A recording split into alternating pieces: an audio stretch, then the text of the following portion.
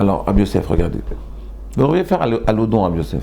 Bon, pour une petite, ça va vous donner un peu de... On va le faire. Bon, regardez. Alors, écoutez, Rabbi Yosef, on va terminer le cours d'hier, mais je résume ce qu'on a dit la dernière fois. On a dit comme ça, on a dit que, quelle est la notion d'habit? Pourquoi à Purim on doit se déguiser? Là, maintenant, je vais faire tout d'un coup. Pourquoi à Purim on se déguise? Quel rapport entre Purim et le déguisement? Super suspect. Je vous ai raconté même, Rabbi Yosef, il mettait une manche de pantalon, je ne sais pas si on dit ça, une manche, un pantalon, il mettait dans sa chaussette, c'était son déguisement. Ouais. Quelle est cette notion de déguisement pour Purim? Écoutez bien. Alors on a expliqué quelle était la symbolique de la faute d'Adam Arishon. Avant la faute d'Adam Arishon, l'homme il était Toro Kebaro. Il était complètement ongle, était complètement lumière. L'extériorité n'était que le reflet de l'intériorité. L'homme était vrai totalement, ça n'a pas duré beaucoup de temps. Ça a duré 6 heures jusqu'à la faute. Donc il était l'expression de l'intériorité. L'extériorité était l'expression entièrement lumière. Du fait qu'à l'intérieur on a une âme, donc on est lumière, donc cette lumière elle ressortait à l'extérieur. Vous voyez déjà des fois Rabbi Yosef, quand vous voyez un grand Talmid Racham, hier par exemple j'ai fait le bidon Aben d'un petit-fils, Rabbi Yosef, et j'ai vu Rabbi Yitzhak Cohen. Vous connaissez Rabbi Yitzhak Cohen qui habite à Meacharim, qui habite à Shmuel Hanavi. Vous voyez, c'est un monsieur, il a un visage brillant. L'extériorité est le reflet de l'intériorité. Vous voyez, par sa barbe blanche et son regard comme ça gentil, il avait une allure, Ravodéot est comme ça aussi, il avait une allure de l'extérieur, on voyait la lumière intérieure. Vous voyez, c'est ce qu'on appelle Toro Kebaro. C'est ce qu'on appelle que l'extérieur n'est que le reflet de l'intériorité.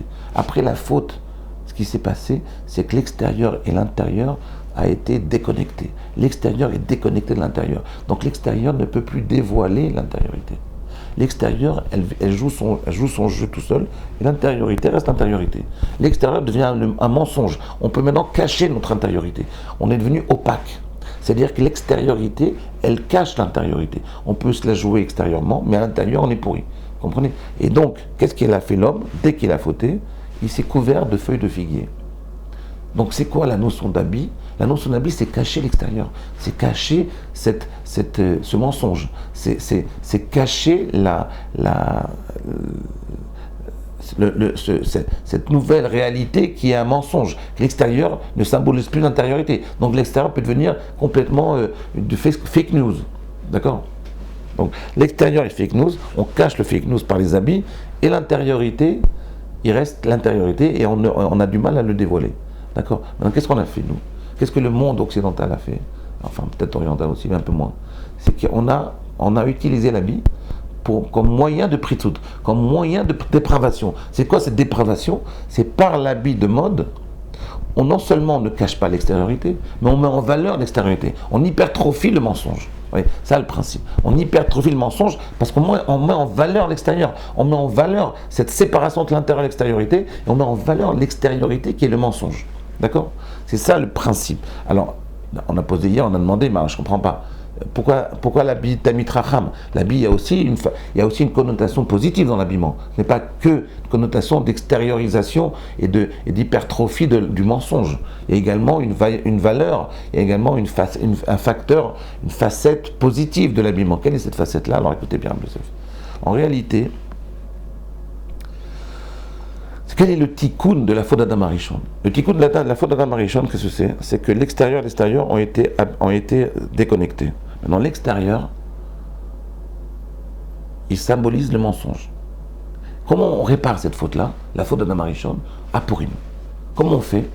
Pendant les fêtes, pendant Shabbat, l'habit du Kohen Gadol, l'habit du Talmid Racham, qu'est-ce que ça symbolise? Si par exemple un homme, il grandit intérieurement, et bien maintenant, il va essayer de réparer la faute. Comment il fait pour réparer? Il va mettre des habits de Talmid Racham. Le Shabbat, c'est un peu un début de réparation de la faute. Comment on fait? Non seulement on ne va pas mettre un habit de dépravation, mais on va mettre un habit qui va refléter quelle est l'intériorité de cet être-là. Je me prépare à Shabbat, donc je mets des habits de Shabbat. Donc je me remets en position de mettre en valeur, de refléter par mon extériorité l'intériorité. C'est-à-dire que l'habit maintenant, il va refléter ce qui se passe à l'intérieur de mon être. L'intérieur de mon être, c'est une préparation à Shabbat, donc je vais l'habiller, je vais mettre à l'extérieur ce qui symbolise le reflet de Shabbat. L'habit de Shabbat, c'est mettre en valeur ce qu'il y avait à l'intérieur. On va retourner à un niveau de Toho Kebaro, que l'homme il va revenir à un niveau de vérité. Oui, donc c'est quoi l'habit de pour? En fait, l'habit de Talmid Chacham, c'est pareil.